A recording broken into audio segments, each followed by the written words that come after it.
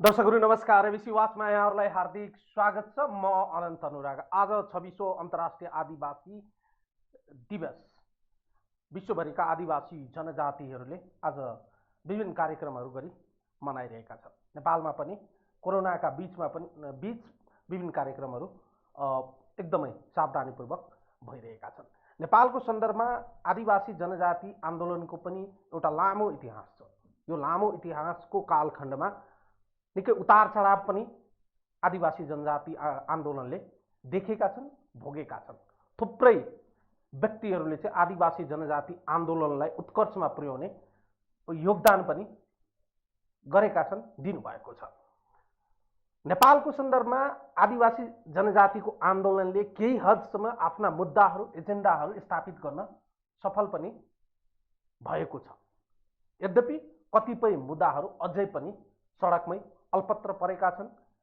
अझै पनि अन्तर्राष्ट्रिय रूपमा युएनको च्याप्टरले निर्देश गरेका कतिपय जातिहरू अझै पनि आदिवासी जनजातिको पहिचानको अधिकारबाट वञ्चित रहेको हामीले देखेका छौँ, पढेका छौँ, भोगेका छौँ।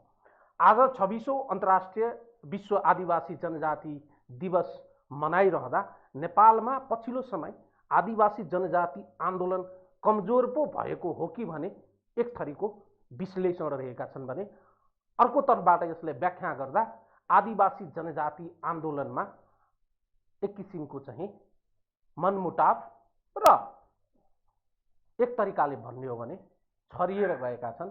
आदिवासी जनजाति आन्दोलन कमजोर भएका छन्, यो बुझाइ पनि रहेको छ। आजको यो महत्त्वपूर्ण घडीमा हामी आदिवासी जनजाति आन्दोलनसँग एकदमै नजिक रहेर विगतदेखि वर्तमानसम्म आफ्नो भूमिका निर्वाह गर्नुभएका दुईजना व्यक्तित्वहरूसँग हामी कुराकानी गर्न गइरहेका छौँ। हामीसँग हुनुहुन्छ आदिवासी जनजातिको सुरुदेखि नै एउटा विज्ञको हैसियतले, एउटा अभियन्ताको हैसियतले, एउटा अध्येताको हैसियतले भूमिका निर्वाह गर्दै आउनुभएका प्राध्यापक डाक्टर ओम गुरुङ सर हामीसँग हुनुहुन्छ। त्यसैगरी हामीसँग हुनुहुन्छ आदिवासी जनजाति आन्दोलनका एउटा अगुवा, आदिवासी जनजाति आन्दोलनमा एकदमै सक्रिय भूमिका निर्वाह गर्नुभएका र नेपाल आदिवासी जनजाति महासङ्घका पदाधिकारी समेत, पूर्व पदाधिकारी समेत रहिसक्नुभएका राजकुमार लेखिजी। दुवैजनालाई कार्यक्रममा स्वागत गरौँ। नमस्कार, तपाईँ दुवैजनालाई कार्यक्रममा स्वागत गरे। नमस्कार, स्वागत, धन्यवाद। ओम सरबाट सुरु गरे। सर, आजको यो महत्त्वपूर्ण समय हामी तपाईँ बहस गरिरहँदा, वार्तालाप गरिरहँदा नेपालको सन्दर्भमा आजको दिनलाई आदिवासी जनजाति समुदायले चाहिँ कसरी लिएका छन्, कसरी बुझेका छन्, तपाईँ जस्ता विज्ञहरूले चाहिँ यसलाई चाहिँ कसरी बुझ्नु हुँदो रहेछ, यसको चाहिँ बुझाइ चाहिँ के हो? धन्यवाद। नेपालमा यो विश्व आदिवासी दिवस मनाउन सुरु गरेको 25 वर्ष पुरा भएर अहिले 26औं वर्षमा लाग्दैछ। जुन बेला संयुक्त राष्ट्र सङ्घले विश्व आदिवासी वर्ष, विश्व आदिवासी दिवस र विश्व आदिवासी दशकहरू चाहिँ घोषणा गर्यो, त्यही बेलादेखि नै चाहिँ तपाईँको नेपालमा पनि विश्व आदिवासी दिवस नेपालका आदिवासी जनजातिहरूको अधिकारमुखी आन्दोलनको रूपमा मनाउँदै आइरहेछन्। भन्नुको मतलब जब 1982 मा संयुक्त राष्ट्र सङ्घले विश्वभरिका आदिवासी जनजातिहरूको अवस्था सम्बन्धी अध्ययन गरेर उनीहरूको समग्र विकासको लागि सिफारिस गर्नको लागि इक्वेडरका एकजना विशेषज्ञ मार्टिन कोभेजको संयोजकत्वमा कार्यदल बनायो र कार्यदलले सर्वप्रथम जेनेभामा अगस्त 9 मा पहिलो बैठक बस्यो। त्यही पहिलो बैठक बसेको दिन अगस्त 9 लाई सम्झेर त्यसको सम्मान गर्दै यो 1992 मा भियनामा एउटा चाहिँ तपाईँको समिट कन्फरेन्स भएको थियो। युएनको चाहिँ मानव अधिकार परिषदको त्यो भियना समिटले सिफारिस गरेको 1993 लाई विश्व आदिवासी वर्ष मनाउँ भनेर चाहिँ भन्यो। त्यसपछि 1994 लागेको चाहिँ तपाईँकोमा एउटा डिसिजन गरेर 1995 देखि 2004 सम्म विश्व आदिवासी दशक मनाऊ, 5 देखि 15 सम्म दोस्रो दशक मनाऊ र अगस्त 9लाई यो विश्व आदिवासी दिवस मनाऊ भनेर जब तपाईको संयुक्त राष्ट्रसङ्घले घोषणा गर्यो त्यही बेलादेखि नेपालमा पनि एकदम यो विश्व आदिवासी दिवसलाई नेपालका आदिवासी जनजाति आन्दोलनको एउटा चाहिँ तपाईको महत्त्वपूर्ण अवसरको रूपमा मनाउँदै आएर र जुन बेला नेपालमा पनि आदिवासी जनजातिहरूको पहिचानको लडाईँ हुँदै थियो र नेपालका आदिवासी जनजातिहरूको पहिचानको लडाईँलाई यहाँको शासकहरूले चाहिँ तपाईको त्यति स्वीकार गरेका थिएनन्। त्यही बेला चाहिँ तपाईको विश्व आदिवासी दशक घोषणा गरियो, दिवस घोषणा गरियो, वर्ष घोषणा गरियो र त्यसले नेपालको आदिवासी जनजाति आन्दोलनलाई वैधानिकता प्रदान गर्यो, मान्यता प्रदान गर्यो, समर्थन प्रदान गर्यो र त्यस बेलादेखि विश्व आदिवासी दशक झन् नेपालमा झन् एकदम विविध कार्यक्रम सहित भव्य रूपमा चाहिँ मनाउन थालिएको, अहिलेसम्म पनि त्यो मनाइँदै आएको छ। तर विडम्बना अहिले चाहिँ नि यो कोरोना भाइरसको कारणले सबै आदिवासी जनजातिहरू एक ठाउँमा बसेर विविध कार्यक्रम सहित आदिवासी जनजातिहरूको पहिचान झल्कने सांस्कृतिक कार्यक्रम सहित, वेशभूषा सहित, उनीहरूको झाँकी सहित एउटा संयुक्त रूपमा एक ठाउँ मनाउन चाहिँ सम्भव भएन। कसैले जुम मार्फत, कसैले चाहिँ तपाईको वेबिनार मार्फत आफ्नो आफ्नो तरिकाले मनायो होला। तर म अहिले अखिल नेपाल आदिवासी जनजाति महासङ्घको अध्यक्ष छु र हामीले भर्खरै कुपनडोलको एउटा साटोआकी भवनमा विश्व आदिवासी दिवसलाई एउटा सानो ग्रुपमा 25 जनासम्म मात्रै चाहिँ तपाईको जम्मा हुने चाहिँ तपाईको जुन अहिलेको सरकारले उर्दी जारी गरेको छ, निर्देशन गरेको छ, त्यही अनुरूप हामी त्यहाँ बसेर विश्व आदिवासी दिवसको सन्दर्भमा अवसरमा शुभकामना आदान प्रदान गरियो।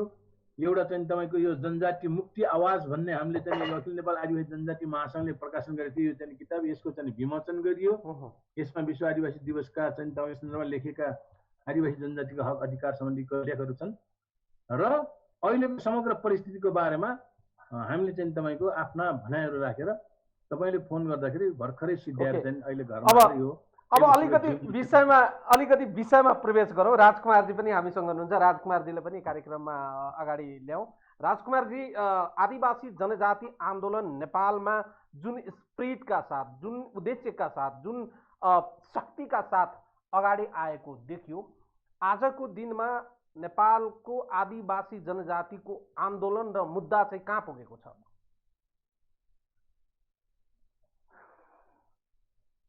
अनन्तजी,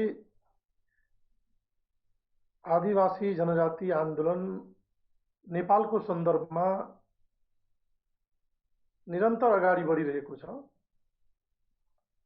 तपाईले भने जस्तै कुनै पनि अभियान, कुनै पनि आन्दोलन, कुनै पनि परिवर्तनको, रूपान्तरणको बाटो सधैँ एक नासले अगाडि बढ्दैन। मलाई लाग्छ आजभन्दा 1 दशक अगाडि अथवा 1.5 दशक अगाडि जसरी आदिवासी जनजातिहरूको अभियान, आन्दोलन, आदिवासी जनजातिहरूको माग मुद्दा जसरी अगाडि बढिरहेको थियो, ठिक त्यही ढङ्गले त्यही बाटोबाट आदिवासी जनजातिहरूको अभियान अगाडि बढेको हामी पाउँदैनौँ। त्यसको केही कारणहरू छ। आजभन्दा 1.5 दशक अगाडि सम्पूर्ण आदिवासी जनजातिहरू, नेपालका सबै अभियन्ताहरू एउटै बाटोबाट हामी अगाडि बढिरहेका छौँ भने अहिले 1.5 दशक पछाडि आएर फरक फरक बाटोबाट हामी अगाडि बढिरहेका छौँ। त्यसकारण स्वाभाविक रूपमा रूपान्तरणको बाटो अलिक कठिन हुन्छ र सधैँभरि एकै खालले अगाडि बढ्दैन। यसको अर्थ आदिवासी जनजातिहरूको माग मुद्दा, आन्दोलन, एजेन्डा सबै कमजोर भयो भन्ने म ठान्दिनँ।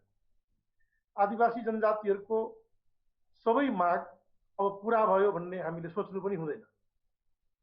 अहिले पनि नेपालका आदिवासी जनजातिहरूको माग मुद्दा, एजेन्डा केही सम्बोधन भएको छ भने थुप्रै माग मुद्दा र हाम्रा एजेन्डाहरू अहिले पनि पुरा भएको छैन। हामी अहिले बीच बाटोमै छौँ। आन्दोलनकै बाटोमा छौँ भन्ने म ठान्दछु। आन्दोलनको कुरा गर्दा चाहिँ आन्दोलन अहिले चाहिँ कुन अवस्थामा छ? जस्तै तपाईँले भन्नुभयो केही मागहरू पुरा भयो, केही मागहरू पुरा भएको छैन, आन्दोलन बिस्तारै अगाडि बढेको छ। आन्दोलन चाहिँ कुन अवस्थामा छ र मागहरू चाहिँ कुन अवस्थामा छ? मलाई लाग्छ जसरी हामी आजभन्दा 12-15 वर्ष अगाडि एउटै बाटोबाट हामी जाने अवस्था थियो, 15 वर्ष पछाडि आएर अहिले हाम्रो बाटो अलि फरक भएको छ। त्यसकारण हाम्रो अहिलेको अवस्था र आजभन्दा 15 वर्ष 20 वर्ष अगाडिको अवस्थामा केही फरक, केही भिन्नता हामी पाउँछौँ। ओके, म अगाडि बढेँ। डाक्टर साहब, आम रूपमा हेर्दा चाहिँ एउटा हामी यसलाई चाहिँ क्रिटिकली हेर्दा चाहिँ खास गरिकन 62-63 को आन्दोलनपछि चाहिँ हामी आदिवासी जनजातिको चाहिँ आन्दोलनलाई हेर्ने हो भने एउटा शक्तिको रूपमा चाहिँ उदय भएको देखिन्छ। घटनाक्रमले चाहिँ शक्तिको रूपमा र युनिफिकेसनको रूपमा चाहिँ युनिटीको रूपमा चाहिँ एउटा शक्तिको रूपमा देशभित्रै चाहिँ देखिन्थ्यो। तर त्यो बिस्तारै कमजोर भएर बिस्तारै टुटफुटको दिशातर्फ गएर बिस्तारै त्यसमा राजनीतिक विचारधारा र सङ्गठनको चाहिँ प्रभाव बढेर गएको देखिन्छ। यदि म गलत छैन भने वा यदि म गलत छु भने मलाई चाहिँ सच्याइदिनु होला। नेपालको आदिवासी जनजातिको आन्दोलन कमजोर हुनुमा राजनीतिक हस्तक्षेप पहिलो कारण हो कि आदिवासी जनजाति भित्रको मुद्दालाई चाहिँ बुझ्नमा चाहिँ कमजोरी भएको हो? धन्यवाद अनन्तजी, धेरै सान्दर्भिक प्रश्न सोध्नुभयो। अहिले सबैको दिल दिमागमा सबैको चाहिँ तपाईँको मुखमा त्यही छ, जनजाति आन्दोलन किन चाहिँ हरायो, किन कमजोर भयो, हाम्रा मुद्दाहरू कहाँ पुगे, फेरि आन्दोलन हुन्छ कि हुँदैन भन्ने सबैको जिज्ञासा त्यही नै छ र भएको पनि त्यस्तै छ। अब 62-63 को जनआन्दोलनको बेलामा आदिवासी जनजातिको सशक्त आन्दोलन चाहिँ उठेर राजनैतिक दलहरू जसले चाहिँ तपाईँको 62-63 को जनआन्दोलनको नेतृत्व गरेका थिए तिनलाई समेत पनि हामीले पछाडि पार्न सफल भएका थियौँ र हाम्रा मुद्दाहरू जुन चाहिँ पहिचानका मुद्दाहरू, समानुपातिक समावेशीका मुद्दाहरू, आरक्षणका मुद्दाहरू, मातृभाषाको धर्मनिरपेक्षका कुराहरू एकदम सशक्त रूपमा आए र तिनलाई चाहिँ राजनैतिक दलले पनि राजनैतिक मुद्दाको रूपमा स्थापित गराउन उनीहरू बाध्य भएका थिए। त्यति बेलाको आन्दोलनले राज्यलाई एकदम चाहिँ तपाईँको दबाब दिन सफल भएको थियो र राज्य जनजाति आन्दोलन भनेपछि डराउँथ्यो, जनजाति भनेपछि डराउँथ्यो, त्यस्तो सम्मको स्थिति थियो र धेरै चाहिँ तपाईँको मुद्दाहरू सम्बोधन पनि भएका थिए। अन्तरिम संविधानले हाम्रा धेरै मागहरू सम्बोधन गरेका थियो। त्यसपछिबाट तपाईँको 64 सालको संविधान सभाको पहिलो निर्वाचनमा जनजातिहरूको जनसङ्ख्याको प्रतिशतमा संविधान सभामा जनजाति चाहिँ उम्मेदवारहरू विजय भएर प्रतिनिधित्व भएको थियो। धेरै मागहरू पुरा भएका थिए तर बिस्तारै चाहिँ तपाईँको जो संविधान सभा नै विघटन भयो त्यसपछि आन्दोलन झनै चाहिँ तपाईँको एकदम सशक्त रूपमा पेचिलो रूपमा अगाडि बढ्नु पर्थ्यो, बढ्न सकेन। त्यो चाहिँ तपाईँको खास कारण एक त पहिलो अब राज्यको कुरो नहो, राज्य त विभेदकारी छँदै थियो, राज्य चाहिँ तपाईँको असहिष्णु बन्दै गयो, राज्य जनजातिका पहिचानप्रति त्यति चाहिँ तपाईँको सकारात्मक देखिएन। उसले जसरी हुन्छ जनजातिलाई अधिकार सम्पन्न बनाउनु हुँदैन, पहिचानको आधारमा सङ्घीय संरचनाहरूको निर्माण गर्नु हुँदैन भन्ने खालले उसले चाहिँ तपाईँको त्यो भूमिका खेलिरहेर ऊ सफल पनि भयो र चाहिँ तपाईँको संविधान सभा नै विघटन गरेर अर्को संविधान सभाको निर्वाचन गरायो। त्यसपछि जनजाति आन्दोलन ओह्रालो लाग्यो। विशेष गरी अघि राजकुमारजीले भने जस्तै त्यति बेलाको परिस्थिति अलि अनुकूल पनि थियो, किनभने सबै चाहिँ तपाईँको चाहे जनजाति हो, चाहे दलित हो, चाहे राजनीतिक दल हो, चाहे सामाजिक संस्था होस्, लोकतन्त्र बचाउनु पर्छ, सङ्घीय लोकतन्त्र ल्याउनु पर्छ र निरङ्कुश राजतन्त्रलाई चाहिँ तपाईँको हटाउनु पर्छ भन्ने थियो। राज्य विभेदकारी छ, एकात्मक छ, केन्द्रीकृत छ, यसको पुनर्संरचना गर्नुपर्छ भन्नेमा सबै थिए। त्यस कारणले गर्दाखेरि त्यो बेलाको राजनीतिक परिस्थिति पनि जनजाति आन्दोलन अनुकूल थियो र हामीले धेरै धेरै सफलताहरू पनि पायौँ। आइएलओ कन्भेन्सन 169 जस्ता एउटा अन्तर्राष्ट्रिय कानुनी दस्तावेज पारित गराउन। फेरि पनि यही विषय सोधेँ मैले। 2062-63 ताका हामीले फर्केर हेर्यौँ भने नेपालका राजनीतिक दलको नेतृत्व पङ्क्तिको चाहिँ आदिवासी जनजाति आन्दोलनप्रतिको बुझाइ र आजको दिनमा राजनीतिक नेतृत्वको बुझाइमा फरक आएको हो वा एक किसिमको चाहिँ डिफरेन्स चाहिँ बिग डिफरेन्स चाहिँ देखिन पुगेका छौँ हामी। अब फरक बुझाइ पनि अलिअलि आयो, तर वास्तवमा के भने तपाईँको त्यति बेला जनजाति आन्दोलनको दबावले गर्दाखेरि उनीहरूलाई त्यो जनजातिप्रति सकारात्मक हुन बाध्य भएको थियो, किनभनेदेखि शक्ति जनजातिसँग थियो। त्यति बेला मधेसवादी चाहिँ दलहरू पनि जनजातिको चाहिँ शक्ति देखेर, उनीहरूको आन्दोलन देखेर एकदम उनीहरू चाहिँ प्रभावित थिए। दलितहरू पनि प्रभावित थिए भने राज्य शक्ति पनि, राज्य सत्ता पनि जनजाति आन्दोलनबाट उनीहरू चाहिँ तपाईँ धेरै प्रभावित थिए र चाहिँ जनजातिप्रति सकारात्मक हुन बाध्य थिए। तर 62-63 को जनआन्दोलनपछि भएको निर्वाचनले जुन निर्वाचन परिणाम ल्यायो, त्यो जनजाति चाहिँ तपाईँको लागि चाहिँ पक्षमा चाहिँ जति चाहिँ निर्वाचित भए तिनीहरूले समेत पनि सदनभित्र पनि जनजाति आन्दोलनका मुद्दाहरू उठाइदिए। सडकमा त्यति मात्रामा चाहिँ उठ्यो र पछि चाहिँ तपाईँको जुन संविधान सभाको विघटन भएपछि जब चाहिँ तपाईँको अर्को संविधान सभाको निर्वाचन भयो 69 सालमा, त्यसपछि जनजातिको आन्दोलन चाहिँ तपाईँ कमजोर हुन चाहिँ गएको। त्यो कारण अघि राजकुमारजीले भने जस्तै विविध बाटोमा चाहिँ जान थाले। विविध बाटो के जनजातिको मुद्दा जस्तोको तस्तै छ, कार्यान्वयन भएका छैन, भएका उपलब्धिहरू चाहिँ तपाईँको कार्यान्वयन भएका छैनन्, सबै कानुनी कागजमा चाहिँ तपाईँको सीमित छन्, पाएका सेवा सुविधाहरू घटाउने क्रममा छ। र जनजातिहरूले विभिन्न बाटो समाए र विभिन्न बाटो समाए मतलब धेरै चाहिँ तपाईँको राज्यको चाहिँ सत्ताधारी चाहिँ तपाईँको राजनीतिक दलको नजिक हुने, अनि त्यसपछि तपाईँको तिनको चाहिँ पछाडि पर्ने र आफ्नो व्यक्तिगत चाहिँ तपाईँको स्वार्थमा अथवा चाहिँ तपाईँको आफू लागेको दलको चाहिँ स्वार्थमा उनीहरू नाड्न थालेपछि जनजाति आन्दोलन झन्भन्दा झन् कमजोर हुँदै गएको हुनाले अनि हिजोकै ती चाहिँ तपाईँको वर्ग हुन्, हिजोकै समुदाय हुन्, हिजोकै चाहिँ तपाईँको ती खालका चाहिँ क्षेत्र लिङ्गका मान्छेहरू हुन्, उनीहरूको पुरै चाहिँ तपाईँको दिमागमा चाहिँ तपाईँको फेरि 95 डिग्री चाहिँ तपाईँको उसमा घुम्यो र अब जनजातिलाई दबाउन सकिन्छ। किनभने उनीहरू जनजातिहरूलाई विभाजन गर्नमा सफल भए। कसैले चाहिँ जनजाति सङ्घ संस्थाहरू खोले, आफ्नै पार्टीभित्र मोर्चाहरू खोले, आफ्ना चाहिँ सङ्घ सङ्गठन खोले र धेरै जनजातिहरूलाई विभिन्न लोभ प्रलोभन देखाएर त्यतापट्टि एट्र्याक्सन गरे र सडनमा कम चाहिँ भन्दा कम चाहिँ निर्वाचित भएर आए। निर्वाचित भएकाहरूले पनि जनजातिको मुद्दाहरू उठाउन छोले। यता सडकमा आन्दोलन गर्ने सङ्घ संस्थाहरू पनि त्यो राजनीतिक दलका चाहिँ तपाईँको एजेन्डाबाट प्रभावित भएर राजनीतिक चाहिँ तपाईँको दलले उनीहरूलाई प्रभावित पारेर उनीहरूले त्यो चरणमा चाहिँ हुने कुरालाई सडकमा पनि उतार्न सक्ने कुरोलाई उतार्न छोडे। त्यसपछि त्यसरी चाहिँ तपाईँको अहिले चाहिँ जनजाति आन्दोलन बिस्तार झन्भन्दा झन् सुस्ताएर गयो। डाक्टर साहब जस्तै मुद्दा चाहिँ तपाईँको किनारा लागेकै छैन। तर विभिन्न बाटो अप्नाउन चाहिँ थालेपछि र विभिन्न बाटोमा विशेष गरेर राजनीतिक दलको नजिक हुने, सरकारको नजिक हुने, सत्ताको नजिक हुने, अवसर हेर्ने भनेपछि त कहाँ चाहिँ राज्यले पठाउँछ त नि, अनि जनजातिलाई हेप्न थाले, भएका कुराहरू पनि चाहिँ तपाईँ खोज्न थाले। त्यसै कमजोर। डाक्टर साहब जस्तै म गलत फेरि पनि मेरो प्रश्न त्यही हो, आदिवासी जनजातिको त्यो रापताप आन्दोलनको रापतापलाई स्प्रिङ बोर्डको रूपमा प्रयोग गरेर कतिपय आदिवासी जनजातिका बाठाहरू, कतिपय टाठाहरू आदिवासी जनजातिको त्यो आन्दोलनको रापतापलाई प्रयोग गरेर स्प्रिङ बोर्डको रूपमा प्रयोग गरेर मान मर्यादा, पैसा र पद समेत पाएर अहिले आदिवासी जनजाति आन्दोलनलाई चाहिँ उल्टै गलत हो भन्ने प्रवृत्ति त खुलस्त रूपमा देखा पर्यो नि। त्यही कुरा तपाईँले भनेको कुरा म चाहिँ तपाईँको सहमत छु। राज्यको आफ्नो उत्पीडन, आफ्नो चाहिँ विभेद, आफ्नो चाहिँ शोषण दमन त छँदैछ। राज्य त जनजातिको पक्षमा कहिल्यै पनि छैन। त्यसमा पनि जनजाति स्वयं, जनजातिका चाहिँ तपाईँको अगुवाहरू, जनजातिका चाहिँ नेताहरू, कार्यकर्ताहरू, बुद्धिजीवीहरू के गर्न थाले भनेदेखि तपाईँको उनीहरूले चाहिँ अवसरमा चाहिँ उनीहरू भुल्न थाले के।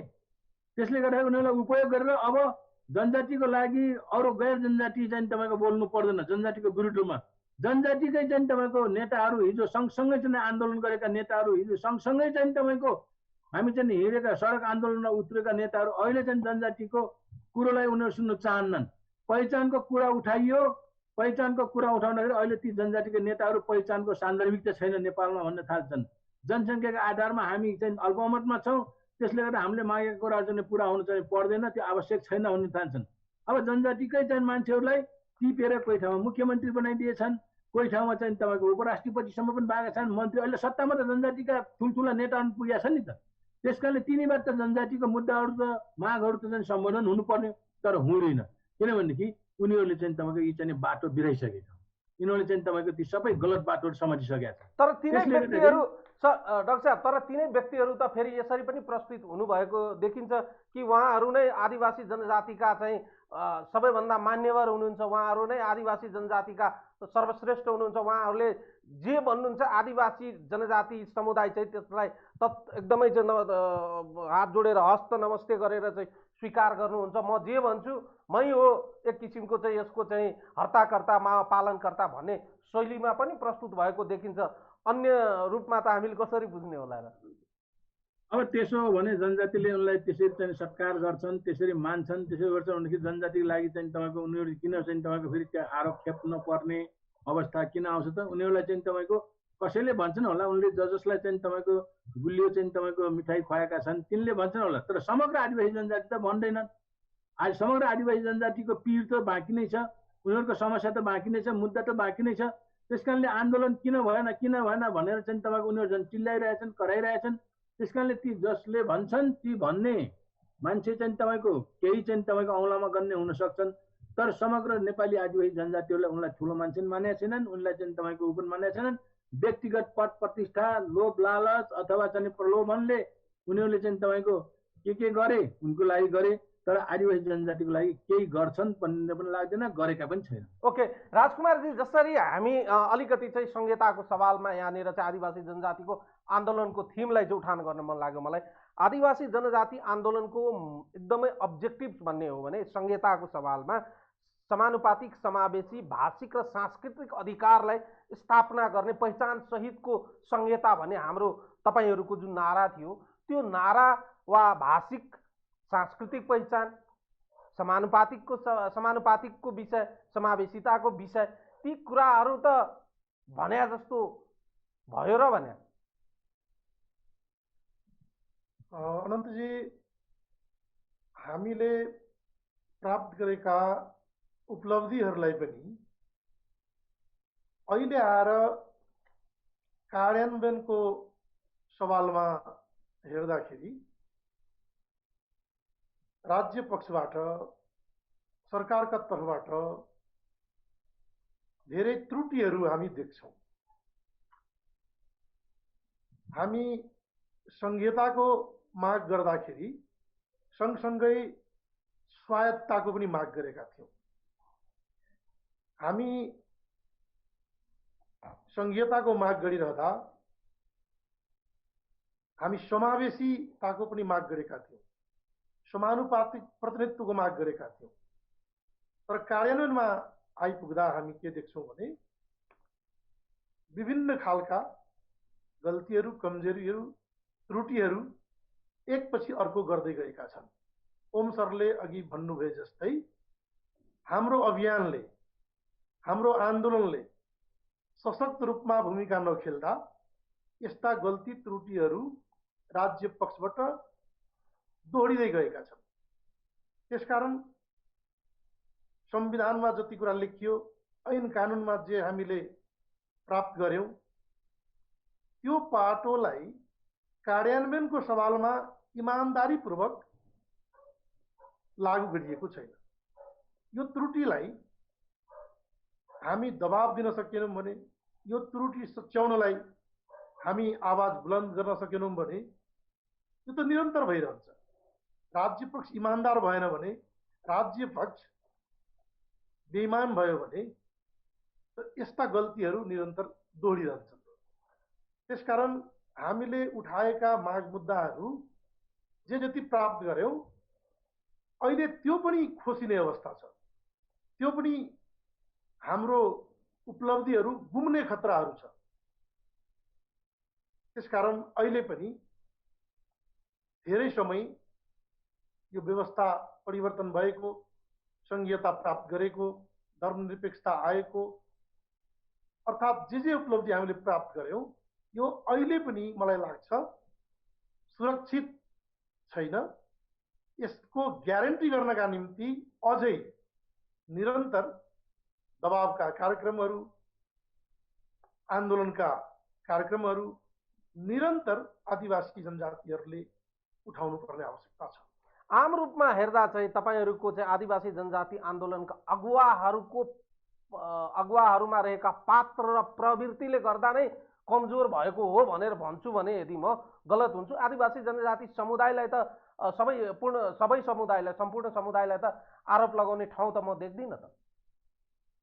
होइन, यो मैले अघि पनि भने यसको लागि 50-50% भनेपछि राज्यको अन्याय उत्पीडन विभेद चाहिँ एकातिर छ, राज्यको नीति हाम्रो लागि चाहिँ तपाईँको त्यो पक्षमा छैन।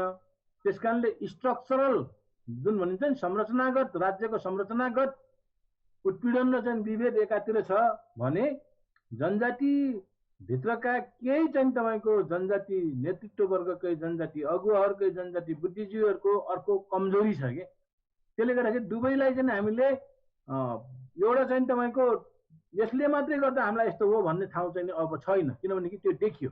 त्यस कारणले मेरो जहिले पनि मेरो चाहिँ आह्वान के छ भनेदेखि राज्यको विरुद्धमा त हामी त्यसै पनि लड्नु छ, तर हामी भित्र नै भएका गलत प्रवृत्ति, गलत चाहिँ तपाईँको विचार, स्वार्थ, प्रलोभन, त्यो खालको चाहिँ तपाईँको हामी प्रतिको गैर जिम्मेवारी, त्यसको विरुद्धमा पनि हामी लड्नुपर्छ। त्यस्ता ओम सर, राज्यको कुलीन वर्गसँग सामिप्यता रहेका, अनुहार हेर्दा आदिवासी जनजातिका, थर हेर्दा आदिवासी जनजातिका, ती कुलीन वर्गका नजिक सामिप्य रहेका पात्र र प्रवृत्तिहरूलाई चाहिँ अगाडि सारेर चाहिँ आन्दोलन कमजोर भएको हो भन्ने पनि बुझ्न सकिन्छ। जस्तै म नाम त म कुनै व्यक्तिको लिन्न, तर सङ्केत गरे राजनीतिक दलहरू, मुख्य राजनीतिक दलहरू जुन प्रकारले चाहिँ आफ्ना पार्टीभित्र एउटा पात्र र ती प्रवृत्तिलाई अगाडि सारेका छन्, ती पात्र र प्रवृत्ति कोसँग नजिक छन् भन्दा आफ्ना समुदाय भन्दा पनि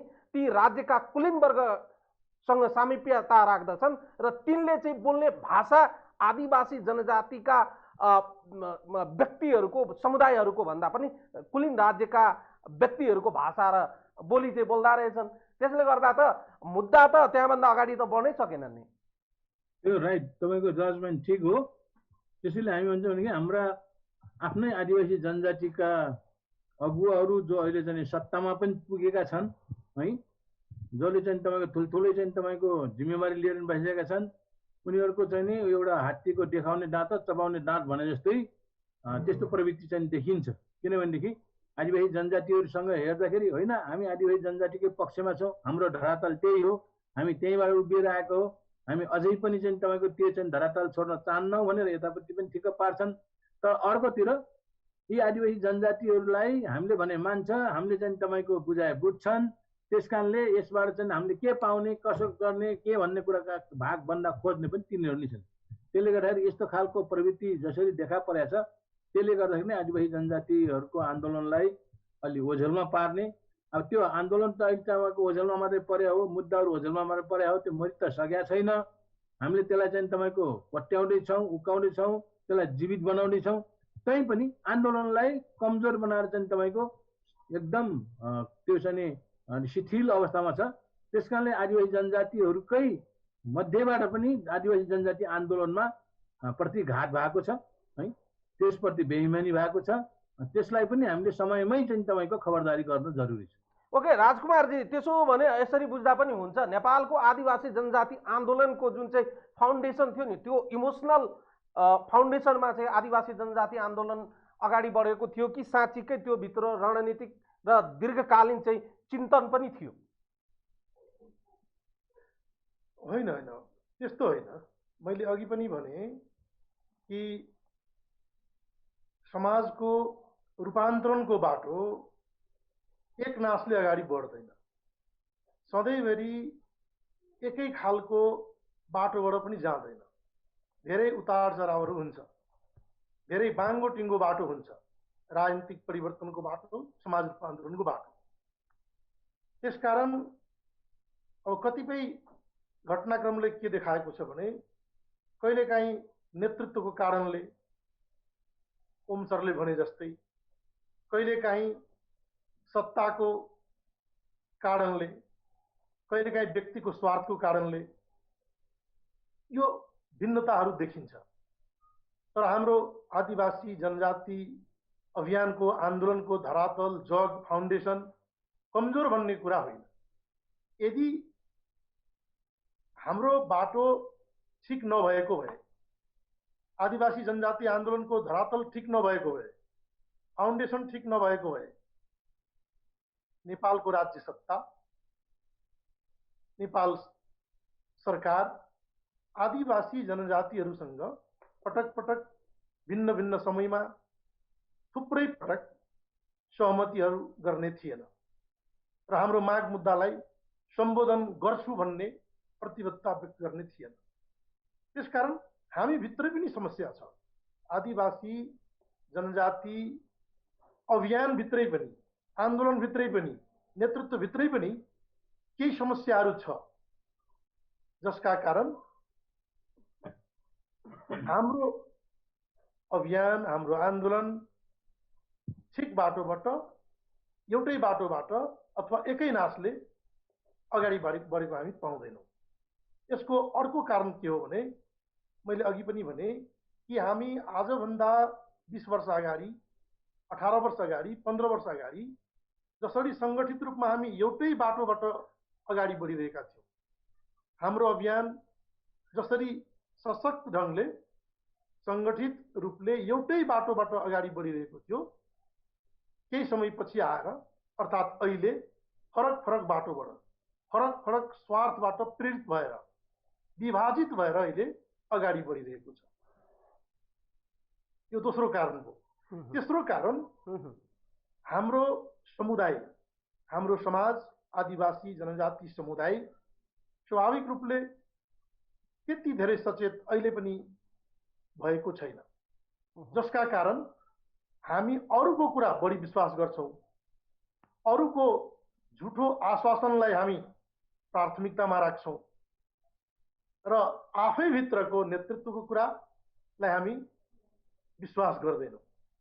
यो दुई तीनटा कारणले गर्दा हाम्रो अभियान कहिले सशक्त देख्छौँ, कहिले कमजोर देख्छौँ।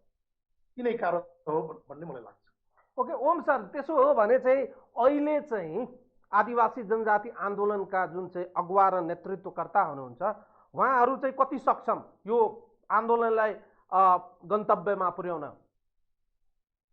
अहिलेको नेतृत्वले कति सक्छन् भन्ने भन्दा पनि अब सक्नुपर्ने उनीहरूको चाहिँ तपाईँको नैतिक दायित्व हो कि सक्नुपर्ने हो। तर अहिले चाहिँ तपाईँको त्यो खालको सशक्तता देखिँदैन। कारण त कोरोना भाइरस देखाएको छन्, त्यसले गर्दाखेरि उनीहरू सडकमा आउन सक्दैनन्। अब चितवनमा चेपाङको घर जल्छ, चेपाङ मर्छ, काठमाडौँमा नेवारहरूको चाहिँ भूमिमा, उनीहरूको बस्तीमा सरकारको राज्यको तर्फबाट चाहिँ तपाईँको अधिग्रहण हुन्छ विकासको नाममा, त्यसपछि सडक निर्माणको नाममा। तर हामी चाहिँ प्रेस विज्ञप्ति अनि हामी चाहिँ फेसबुकमा हाम्रो आन्दोलन त्यसैमा सीमित गरेका छौँ। यति बेला त हामी चाहिँ जाग्नु पर्ने हो। कोरोना भाइरस छ, त्यो सबैलाई चाहिँ आफ्नो स्वास्थ्यको लागि चाहिँ तपाईँको चिन्ता छ, आफूलाई पनि बचाऊ अरूलाई पनि बचाऊ भन्ने हाम्रो नारा पनि छ। तर पनि परिस्थिति यस्तो चाहिँ तपाईँको विकराल परिस्थितिबाट राज्यले फाइदा लिँदै जाने, हाम्रा सेवा सुविधाहरू खोज्दै जाने, आरक्षण दिएको पनि खोज्दैछ।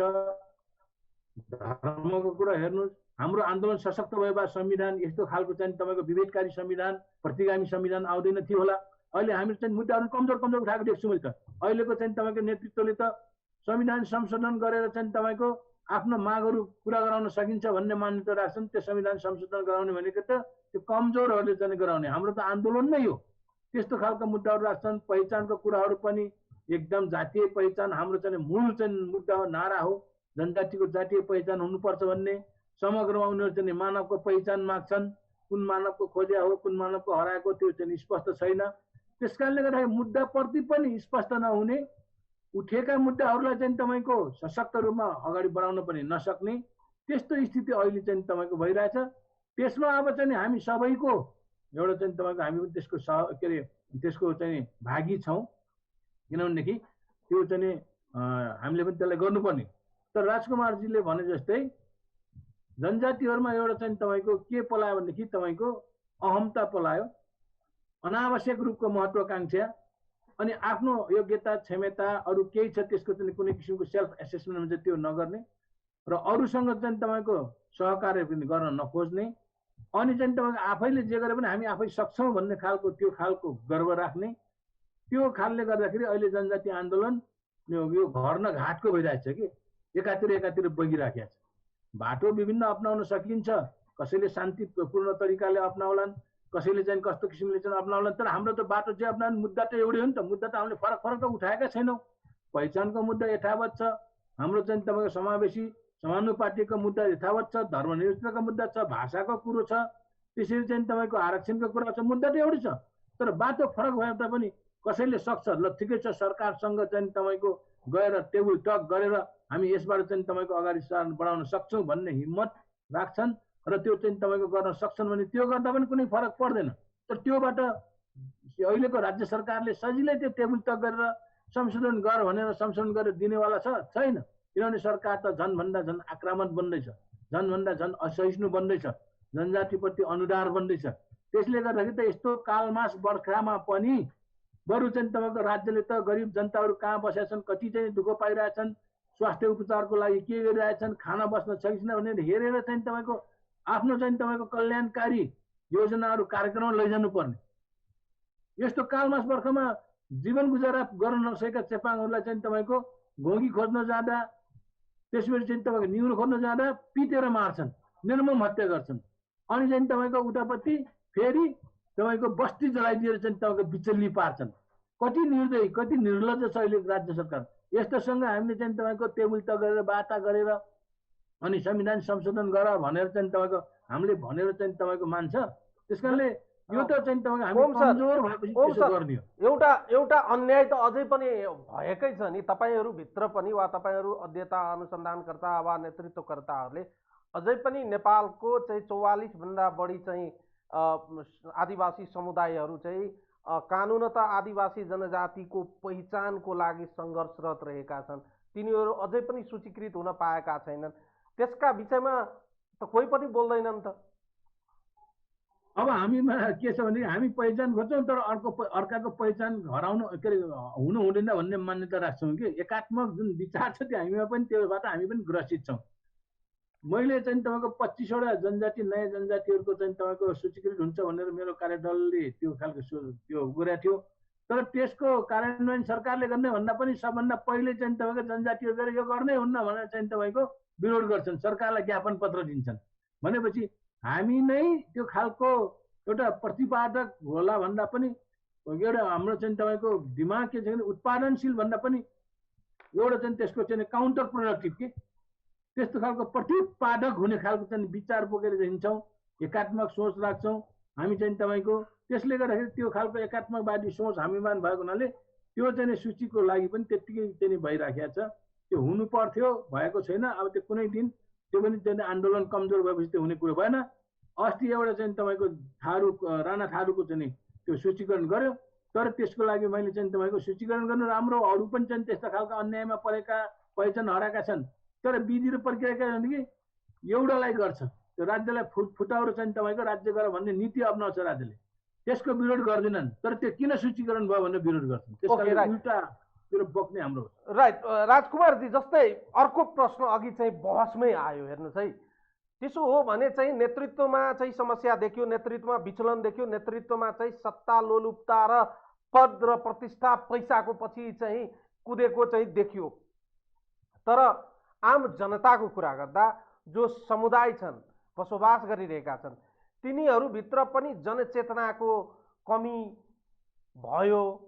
त्यही कारणले गर्दा हामीले नेतृत्व चयन गर्दा पनि वा लोकतान्त्रिक प्रक्रियामा मतदानको माध्यमबाट अगाडि बढिरहँदा कुन पात्र र प्रवृत्तिले हाम्रा मुद्दा उठाउँछन् भन्ने कुरा चयन गर्दा पनि आम आदिवासी जनजातिका मतदाता वा समुदायहरू चाहिँ चुकेका छन्। निश्चित रूपमा आदिवासी जनजातिहरूको अभियान नै यो अधिकारमुखी अभियान हो, अधिकारमुखी आन्दोलन हो। त्यसकारण अधिकारमुखी अभियानले, अधिकारमुखी आन्दोलनले समाज रूपान्तरणको निमित्त निरन्तर समाजमा गएर, समाजका बीचमा गएर, समुदायका बीचमा गएर अवेरनेसका कार्यक्रमहरू, सचेतनाका कार्यक्रमहरू, प्रशिक्षणहरू, भेलाहरू, गोष्ठीहरू, आमसभाहरू यो गर्नकै निम्ति यो आदिवासी जनजाति महासङ्घले अधिकारमुखी आन्दोलनको रूपमा अगाडि बढाएको हो। अब समुदायलाई प्रशिक्षित नगर्ने, समुदायलाई सङ्गठित नगर्ने अनि काठमाडौँमा बसेर, राजधानीमा बसेर देशभरिका 1.5 करोड आदिवासी जनजातिहरूलाई सङ्गठित नबनाएर तपाईँ हामी प्रेस वक्तव्य जारी गरेर, 1-2वटा भाषण गरेर राज्यका विरुद्ध हाम्रो आन्दोलनलाई अगाडि बढाउन सक्छौँ भन्ने कुरामा म विश्वास गर्दिनँ। त्यसकारण अघि ओम सरले पनि भन्नुभयो, म पनि यो कुरासँग सहमत छु कि नेतृत्व एउटा ठुलो विषय पनि हो। नेतृत्व कमजोर भयो भने, नेतृत्व नै दिग्भ्रमित भयो भने र नेतृत्व नै सशक्त भएन भने सिङ्गो देशभरिका आदिवासी जनजातिहरूले विश्वास गर्न छोड्छ। विश्वास गर्न छोड्यो भने कुनै पनि सङ्गठन, कुनै पनि पार्टी, कुनै पनि आन्दोलन कमजोर हुनु स्वाभाविक हो। त्यसकारण नेतृत्वको सवालमा आदिवासी जनजातिहरूले ध्यान पुर्याउनै पर्छ। नेतृत्वको सवालमा विज्ञहरूले, आन्दोलनकर्ताहरूले, समुदायले पनि ध्यान पुर्याउनै पर्छ। यो विगतको अनुभवले हामीलाई देखाएको छ, सिकाएको छ। ओके, हामी अन्त्यतिर छौँ। म फेरि तपाईँसँग आउँछु कन्क्लुजन लिनको लागि। ओम सर, अन्त्यतिर आइपुगेका छौँ। नमिठो तर आम रूपमा तपाईँहरूमाथि वा आदिवासी जनजातिको आन्दोलनमाथि लाग्दै आएको एउटा आरोप छ। यो आरोपलाई चाहिँ तपाईँहरूले चाहिँ कसरी बुझ्नुहुन्छ? आदिवासी जनजाति आन्दोलनको बारेमा जब चाहिँ कुनै बहस वा कुनै चाहिँ डिस्कोर्सहरू चाहिँ अगाडि बढ्दछ, त्यसपछि चाहिँ भनिन्छ आदिवासी जनजाति आन्दोलनमा डलरको खेती भयो, आदिवासी जनजाति आन्दोलन केही अन्तर्राष्ट्रिय शक्तिहरूको चाहिँ आडमा चाहिँ परिचालन भयो, देशमा अशान्ति फैलाउनको लागि यस्तो गतिविधिहरू, देशको जुन चाहिँ हामी कोएक्जिस्टिङको जुन चाहिँ अहिलेसम्म हामी बसिराखेका छौँ यसलाई चाहिँ तोड्नका लागि, यसमा सामाजिक द्वन्द्व उत्पन्न गराउनका लागि यस्ता कामहरू गरेका छन् भने जुन आरोप छ, यसलाई चाहिँ कसरी खण्डन गर्नुहुन्छ? यो आरोपबाट कसरी मुक्त होला र यो आदिवासी जनजाति आन्दोलन? अब यो आरोपकै लागि आरोप मात्रै हो। आदिवासी जनजातिहरूले कसैको विदेशी दात्री संस्थाहरूको डलर लिएर आफ्नो चाहिँ आन्दोलन चाहिँ ठेकेको कुरो होइन। बरु के थियो भनेदेखि जुन बेला चाहिँ तपाईँको माओवादी जनयुद्ध एकदम देशव्यापी रूपमा फैलिरहेको थियो, त्यति बेला सबै चाहिँ तपाईँको विदेशी चाहिँ दात्री संस्थाहरू, आइएनजिओहरूको कार्यक्रमै ठप्प भएको थियो। बरु आदिवासी जनजातिलाई लौ न, हाम्रो अलिकति भए इज्जत राख्थ्यो, तपाईँहरूको कार्यक्रम जे गर्ने गर्नुहोस्, हाम्रो चाहिँ तपाईँको कार्यक्रम नेपालमा छ भने पारिदिनुहोस् भनेर ठाउँमा उठेर हामीलाई बरु उल्टो अनुरोध गर्न आउँथे। र एउटा कार्यक्रम जनजाति सशक्तिकरणको चाहिँ कार्यक्रम हामीले चाहिँ गरेका थियौँ। त्यो कार्यक्रममा बेला बेलामा यहाँको राज्यले भन्थ्यो यिनलाई चाहिँ पैसा नदिनुहोस्, यिनले हाम्रै विरोध गर्छन् भनेर थर्काउँथ्यो र हामीलाई सुनाउँथ्यो, हामीलाई तिम्रो पैसा फिर्ता लैजाऊ, हामी कुनै पनि चाहिँ तपाईँको हाम्रो कार्यक्रमको लागि बिना शर्त कुनै सहयोग आउँछ जसले जनजातिहरूको चाहिँ सशक्तिकरण गर्छ, राजनीतिक चेतना बढाउँछ, उनीहरूको मुद्दाको बारेमा हामी एडभोकेसी गर्न पाउँछौँ, जनवकालत गर्न सकिन्छ, प्रशिक्षण गर्न पाइन्छ, लबिङ पोलिसी लबिङ गर्न सकिन्छ, त्यस्ता खालका जनजातिको अधिकार सम्बन्धित कार्यक्रममा लगाउन पाइन्छ भने हामी स्वीकार्छौँ। होइन भनेदेखि लैजाउँ, किनभने हामी आदिवासी जनजाति त स्वभावैले चाहिँ तपाईँको हामी चाहिँ तपाईँको आफ्नो खुट्टामा उभिने समुदाय हो र हाम्रो अधिकारको लागि हामी आफै चाहिँ आफ्नो सामल भन्छन् खर्च बोकेर पनि हामी लड्ने भनेर चाहिँ कसरी जनजाति महासङ्घ स्थापना गरे हो। त्यस कारण त्यो चाहिँदैन, उनीहरूले होइन यो कार्यक्रमले हाम्रो चाहिँ तपाईँको कार्यक्रमले यसो गर्यो भन्ने नपार्ने, तपाईँले जेमा खर्च गर्नुपर्छ गर्नुहोस् भनेर डिएफआइडीको चाहिँ तपाईँको उसले भन्थ्यो। त्यसपछि तपाईँको त्यति बेला कुनै किसिमको कसैले चाहिँ तपाईँको त्यो आरोप लगाएनन्। अब यदि हामी पैसाकै लागि चाहिँ तपाईँको लड्का हौँ, पैसै लिएर चाहिँ तपाईँको त्यो गरेको भनेदेखि त राजकुमारजी चाहिँ तपाईँको जनजाति महासङ्घको अध्यक्ष हुने बेलामा पैसा हामीले फिर्ता गऱ्यौँ, किनभनेदेखि हाम्रो आन्दोलनको लागि उनीहरूले चाहिँ तपाईँको पैसा नदिने भएपछि यो स्कुलको बच्चाहरूको चाइल्ड राइट हनन भयो, एजुकेसन राइट हनन भयो, त्यस कारणले तिमीले गर्न पार्दैन भनेपछि राजकुमार लेखीजीले नै हो त्यो पैसा फिर्ता गरे। त्यस कारणले यो चाहिँ तपाईँको खालि आरोप अब दलालीको लागि चाहिँ खेती गरेर चाहिँ चलाउने त यहाँ त धेरै सङ्घ संस्थाहरू छन् नि त। त्यो त गैर जनजातिले नै चलाएका छन्, उनीहरूले नै खाइरहेछन्। के चाहिँ गर्छन्, दलाली गर्छन्, राज्य सरकारलाई किन्छन्, नेताहरू किन्छन्। त्यस कारणले हामीले त्यो लागेको आरोप मात्रै हो। हामीले 0%को 0 पनि हामी चाहिँ तपाईँको विदेशी शक्तिबाट कुनै किसिमको चाहिँ एउटा डलर लिएर अथवा पैसा लिएर हामीले कार्यक्रम चलाएका छैनौँ। तर हाम्रो मैले अघि नै भने आन्दोलन कमजोर किनभने हामी आफैले गर्दाखेरि भएको पनि हो। त्यो कुरा राजकुमारजीले पनि स्वीकार्नुहुन्छ, म पनि स्वीकार्छु, सबैले स्वीकार्छौँ है। त्यसले गर्दाखेरि हाम्रो जुन किसिमको एउटा चाहिँ तपाईँको नेतृत्व र नीति जुन चाहिँ सबल हुनुपर्ने हो, नीतिप्रति पनि हामी अस्पष्ट भयौँ। त्यो भनेको हाम्रो एजेन्डामा पनि हामी अस्पष्ट भयौँ। हाम्रो नेतृत्वले त्यो खालको चाहिँ भूमिका निर्वाह गर्न सकिरहेका छैनन्। त्यो गर्नुपर्छ। हामीले युवाहरूलाई चाहिँ हाम्रो नेतृत्व हस्तान्तरण गरे तर चाहिँ धेरै जसो युवाहरू चाहिँ तपाईँको असाध्य महत्त्वाकांक्षी बन्ने, अहिले नै पद र प्रतिष्ठा खोज्ने त्यतापट्टि लागेको हुनाले चाहिँ तपाईँको यस्तो खालको चाहिँ तपाईँको अवस्था सिर्जना भएको। कसैको चाहिँ तपाईँको हामीले सहयोग लिएर, कसैको चाहिँ पैसा लिएर आदिवासी जनजाति आन्दोलन चाहिँ चलाएको चाहिँ अवश्य पनि होइन।